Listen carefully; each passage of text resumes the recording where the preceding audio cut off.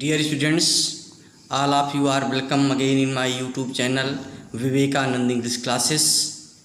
We are present today to study the first poem of the textbook First Flight of 10th class.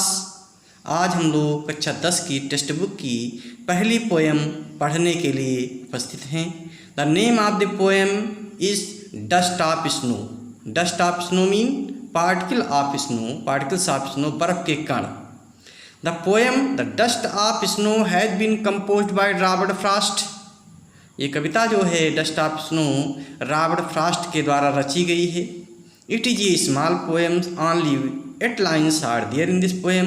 केवल 8 लाइनें हैं and 2 stanzas में stanzas in this poem. केवल 2 stanza है छोटे से और केवल 8 लाइन की पोएम है. We can say it is a lyric. हम एक छोटी सी लिरिक कह सकते हैं इसको.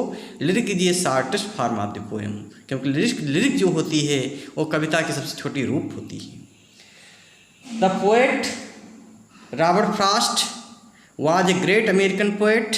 अमेरिका के महान कवि माने जाते हैं Robert Frost. His language is very simple and he has taken the theme of the poems from the natural things. उसने अपनी कविताओं की जो थीम लिया है, जो विषय वस्तु लिया है, वो प्राकृतिक चीज़ों से लिया है. बर्फ़ के बारे में लिखा है, जंगल के बारे में बहुत सी कविताएं लिखी हैं. His a great poem is a best poem is the stopping evenings on a snowy, the stopping by woods on a snowy evening. एक पोएम पढ़ेंगे आगे चल करके, उनकी बहुत प्रसिद्ध पोएम है. And the famous lines of the poem are the woods are lovely dark and deep but I have promised to keep and miles to go before I sleep and miles to go before I sleep. इस प्रकार से Robert Frost ने बहुत सी अच्छी कविताएं लिखी हैं जो और उसमें सांसारिक सत्य के कथन उन्होंने कोट किया है या उसमें बताया है. हाँ, तो please see this poem. In this poem the poet had described about a crow and a hemlock tree. एक क्रो के बारे में बताया है, हिमलॉक टी के बारे में. हिमलॉक टी अपने यहाँ धतूरे का पेड़ कहते हैं. धतूरे पेड़, it is a poisonous tree. एक पॉइजन जहरीला पेड़ होता है. Which has the white colours flowers, जिसके सफ़ेद कलर के फूल होते हैं. And it is used in Indian people used it as a medicine too. और इसका प्रयोग भारत के लोग जो हैं मेडिसिन के रूप में करते हैं. हिमलॉक टी का प्रयोग, धतूरे के पेड़ का प्रयोग. And the fruit of its is the god, great god Shankar is worshipped by its fruit too. और भगवान शंकर की पूजा भी इसके फलों से की जाती है. उस पर धतूरा चढ़ाया जाता है इसके फल को जो है. हाँ, तो देखेंगे हम. The poet had described about a crow and hemlock tea. In this poem, please see the first stanza. The way is crow shook down on me, the dust of snow from a hemlock tree has given my heart a change of mood and saved some part of a day I had rued. The way a crow shook down on me. The way माने तरीका. एक कौवा जिस तरीके से सुक down on मी माने आ करके हिलाया मेरे ऊपर.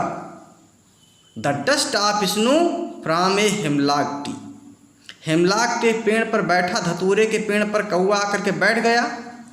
और जिस प्रकार से, जिस तरीके से उसने आकर के उसको हेमलॉक टी को, हेमलॉक पेड़ को हिलाया, इससे जो है the dust of snow falls from the T upon the poet. इससे जो है कवि के ऊपर जो है वो बर्फ के कण गिरे. In the first stanza, please see in the Hindi again.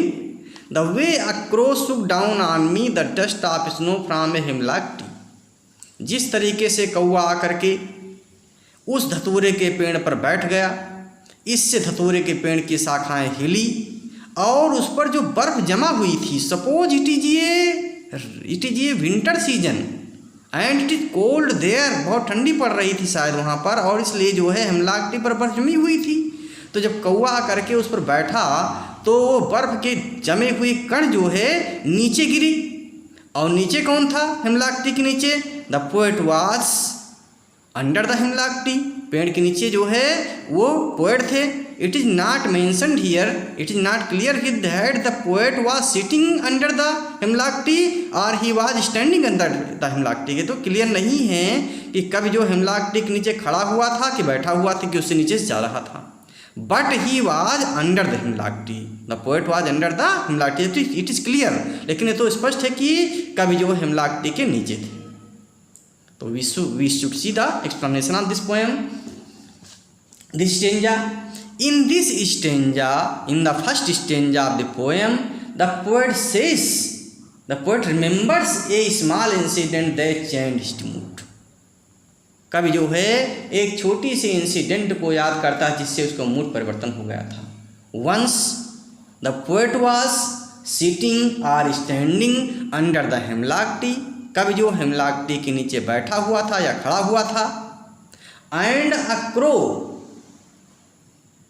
comes and sat on this tree, और एक कौवा आता है और उस हेमलॉक ट्री पर बैठ जाता है।